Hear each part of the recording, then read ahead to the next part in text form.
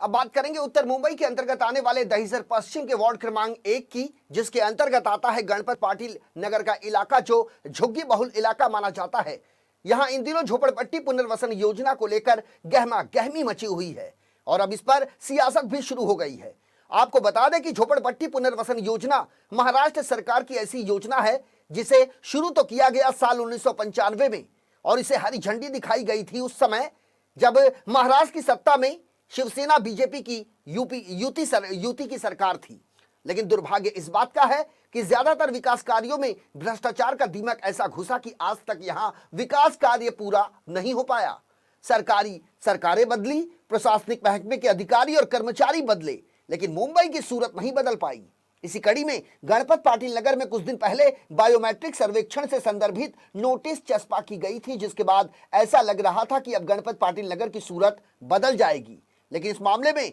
राष्ट्रवादी Congress party झोपड़पट्टी पुनर्वसन प्राधिकरण द्वारा किए जा रहे सर्वे का विरोध कर रही है। राष्ट्रवादी कांग्रेस पार्टी के नेता मनीष दुबे का कहना है कि इस सर्वे से गणपत पाटिल नगर की जनता को गुमराह किया जा रहा है। अभी तक गणपत पाटिल नगर को दलित बस्ती घोषित नहीं किया गया, जो कि 1971 के स्लम एक्ट 4(1) के तहत किया जाना है।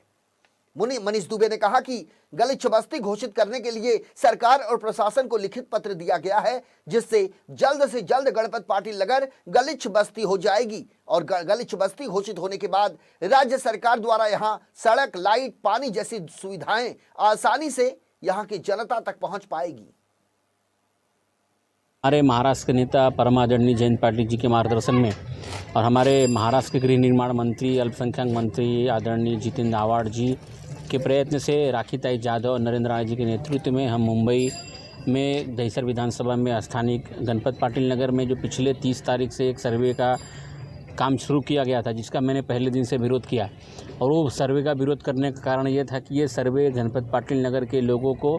सिर्फ विस्थापित करने के लिए, उनको बेघर करने के लिए ये सिर्फ साजिश थी यहाँ की विधायिका के माध्यम के द्वारा।